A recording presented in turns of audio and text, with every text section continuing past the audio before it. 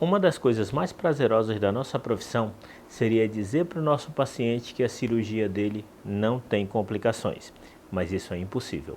Qualquer cirurgia realizada tem complicações e é sobre isso que nós vamos falar hoje, sobre complicações na cirurgia de tireoide.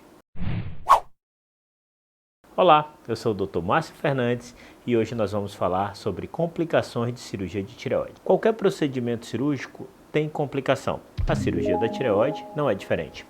E a cirurgia da tireoide, assim como existem complicações específicas do procedimento cirúrgico, que envolve a cirurgia de tireoide, existem também as complicações que são gerais para qualquer cirurgia que pode ocorrer. Essas complicações cirúrgicas, elas podem ocorrer tanto durante a cirurgia quanto após a cirurgia, durante o período de recuperação dos nossos pacientes. De modo geral, complicações como sangramento, infecção da ferida, dor, até mesmo a abertura da ferida no momento que não era intencional, são complicações gerais que ocorrem em qualquer tipo de cirurgia que a gente faça no nosso corpo. Quando o assunto é tireoide, existem algumas complicações específicas para a cirurgia de tireoide. E as duas principais e mais famosas estão relacionadas à alteração da voz, quando o paciente fica rouco, e essa rouquidão ela pode ser tanto permanente como ela pode ser transitória, e também a alteração do controle do cálcio no nosso organismo, conhecido cientificamente como hipoparatireoidismo. Essas são as duas principais complicações e que são características da cirurgia de tireoide. Quando nós realizamos uma cirurgia, apesar daquela cirurgia trazer benefício para o paciente, nós estamos gerando um trauma no corpo do paciente. Um trauma benéfico, podemos dizer. Mas o organismo precisa fazer a limpeza daquele local, precisa remodelar aquele tecido que foi agredido. A partir do momento que a cirurgia é finalizada, um dos passos essenciais de qualquer procedimento cirúrgico é a revisão detalhada de toda a cirurgia. Nesse processo nós avaliamos principalmente se existe algum tipo de sangramento ativo ou risco de sangramento, assim como alguma estrutura nobre que pudesse estar lesada. Se algum desses fatos for verificado e comprovado, ele é corrigido imediatamente antes que se dê fim à cirurgia. A primeira complicação que nós vamos falar é o seroma. E não é à toa, ela é a mais comum. O seroma é um acúmulo de líquido no local da ferida. Lá onde nós tiramos a tireoide, ficou, digamos assim, um buraco, um espaço vazio onde era ocupado pela tireoide. O organismo ele vai preencher esse espaço vazio com o líquido que é produzido da manipulação tecidual. Esse líquido, quando ele é produzido numa quantidade um pouco maior, ele gera um abaulamento, um tufado na região do pescoço. Muitas vezes esse abaulamento, esse acúmulo de líquido, gera uma pressão no pescoço do paciente e esse paciente refere dor, dificuldade para engolir e muitas vezes dificuldade para respirar. Só que o seroma ele é um tipo de complicação que ele é muito facilmente tratado e nós fazemos isso através de punção. Com uma agulha, no próprio ambulatório médico, nós realizamos uma punção que é indolor e nós fazemos a aspiração desse líquido. Isso quando há necessidade, quando o paciente tem sintomas. O acúmulo de secreção e a formação do seroma, numa maioria das vezes nós não vamos tomar nenhum tipo de conduta e vamos apenas aguardar que o organismo absorva aquele líquido e tudo vai se normalizar. O sangramento é uma outra complicação que pode ocorrer. O sangramento, na realidade, é o tipo de complicação que pode ocorrer em qualquer cirurgia. Na tireoide, esse sangramento ele pode ser evidenciado através do dreno que nós colocamos, quando nós percebemos que a saída de secreção pelo aquele dreno está num volume muito anormal e muito além do que nós esperamos para aquele pós-operatório, ou quando esse dreno entope e esse acúmulo de sangue fica na região do pescoço. Geralmente o paciente refere um desconforto local, um peso e até mesmo dificuldade para respirar. Muitas vezes esse acúmulo de sangue pode ser apenas um acúmulo que estabilizou e não tem um sangramento ativo, mas que você precisa fazer uma abordagem cirúrgica para fazer a limpeza e a drenagem. E muitas vezes quando esse sangramento tem um volume muito grande, ele pode até mesmo causar a morte. se a reabordagem cirúrgica desse paciente não for rápida e eficiente. A parte boa é que isso raramente ocorre, justamente pelo aquele cuidado que nós temos de revisar toda a cirurgia quando nós terminamos de executar o ato cirúrgico, justamente para evitar esse tipo de complicação. A infecção de ferida também é uma outra complicação característica de qualquer procedimento cirúrgico. Qualquer incisão que você realiza na pele de um ser humano para manipulação cirúrgica tem o risco de ter uma infecção. E isso ocorre quando um germe, quando um patógeno, geralmente da pele, entra naquela ferida e começa um processo infeccioso e forma pus.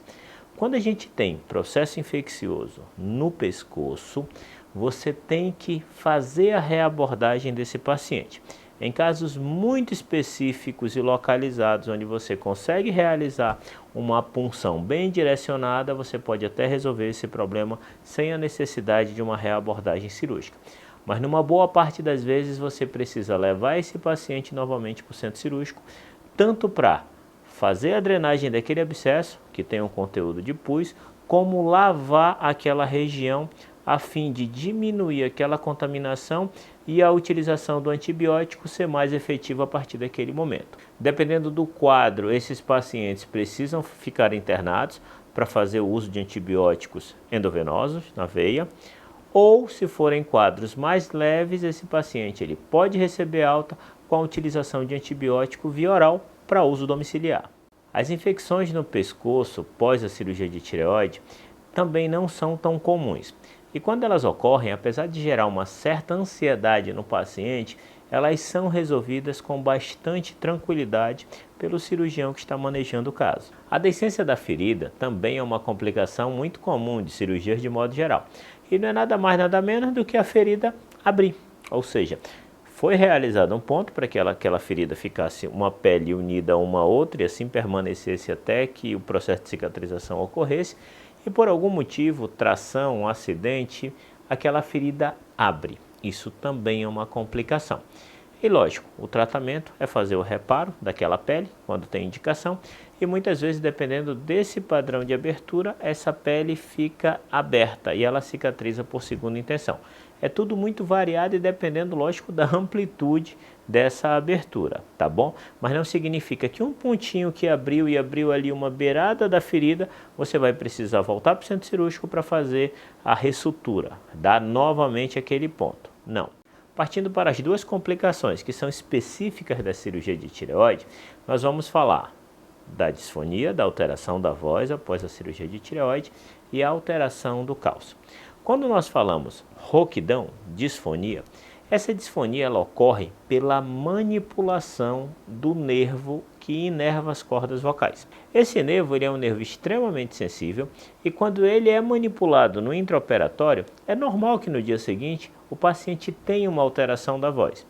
Porém, na maioria das vezes, essa alteração da voz ela vai ser transitória. Algumas semanas ou meses depois, a voz do paciente vai ser normalizada, porque houve integridade daquele nervo. Ele estava íntegro até o final da cirurgia. Existem alguns casos onde esse nervo já tem uma alteração da sua função e quando é uma cirurgia de câncer, esse câncer estava infiltrando esse nervo e ele tinha perdido sua função, muitas vezes é necessário fazer a ressecção desse nervo. E aí sim, o paciente vai manter a alteração da voz que ele tinha e isso vai ocorrer de forma permanente. É lógico, necessitando de um acompanhamento com o fonoterapeuta para que melhore aquela qualidade de voz e, lógico, evite que aquele paciente evolua com microaspirações, já que a defesa da laringe, do órgão que protege o pulmão, vai estar prejudicada justamente pela não eficiência daquele nervo. É aquela velha questão do paciente que opera de tireoide, tem alteração da voz e quando vai beber um líquido, ele se entala, ele tosse muito por causa desse processo que nós chamamos de microaspiração. A rouquidão do paciente que ocorre apenas pela manipulação do nervo, mas desde que o nervo permaneça íntegro, na maioria absoluta das vezes o paciente vai retornar com a sua voz normal. Quando nós falamos do controle do cálcio, existem 4 glândulazinhas que se localizam, isso na grande maioria das vezes, atrás da tireoide, como mostra essa imagem. Essas glândulas, elas são a paratireoide. São 4 glândulas paratireoide na maioria das vezes. Essas glândulas, elas produzem um hormônio que nós chamamos de PTH. E esse PTH, ele auxilia na produção e na ativação da vitamina D, assim como a absorção do cálcio. Quando essas glândulas, durante a cirurgia, elas são desvascularizadas, já que a vascularização dela é extremamente frágil e você tem que descolar essa glândula da tireoide para que ela possa ficar no pescoço do paciente, fique viável, em algumas situações ela perde a vascularização e para de funcionar. Isso é comum que ocorra logo no pós-operatório, mas numa boa parte das vezes é transitório e ela volta a funcionar em seguida e aquele paciente que estava fazendo uso de cálcio e vitamina D para de fazer o seu uso. Porém, nas situações em que essa glândula sofre a desvascularização, perde o suprimento sanguíneo e não retorna à sua vida, a sua energia e a sua produção hormonal, aquele paciente evolui com o que nós chamamos de hipoparatireoidismo, isso de forma permanente, que é a diminuição desse PTH. Quando o paciente tem essa doença, ele necessita fazer uso tanto do cálcio quanto da vitamina D ativa, que é o calcitriol, pelo resto da vida. Quando o paciente tem essa alteração do cálcio, é comum que ele sinta muitos sintomas relacionados à baixa desse cálcio. Formigamento na ponta das mãos, como se tivesse formigas andando nas extremidades dos dedos, dos pés, cãibra, o paciente tem uma tendência a ter fadiga, uma indisposição muito grande e essa doença ela traz uma redução na qualidade de vida do paciente. E é uma das complicações que o cirurgião de cabeça e pescoço teme muito na realização da cirurgia. E por isso o cuidado extremo que nós temos durante a manipulação dessa glândula. Quando nós falamos de cirurgia de tireoide, é uma cirurgia que ela está em torno dessas duas estruturas, ou seja, preservar tanto o nervo laringeu recorrente, quanto preservar a viabilidade dessas 4 glândulazinhas que são as glândulas paratireoide. Isso para que a gente não altere e não reduza a qualidade de vida do paciente após o procedimento cirúrgico. Espero que tenham gostado. Se sobrou alguma dúvida, é só perguntar que eu tenho o maior prazer em responder. E lógico, se esse conteúdo agregou alguma coisa para você, eu peço que compartilhe e que se inscreva no nosso canal. Um abraço a todos.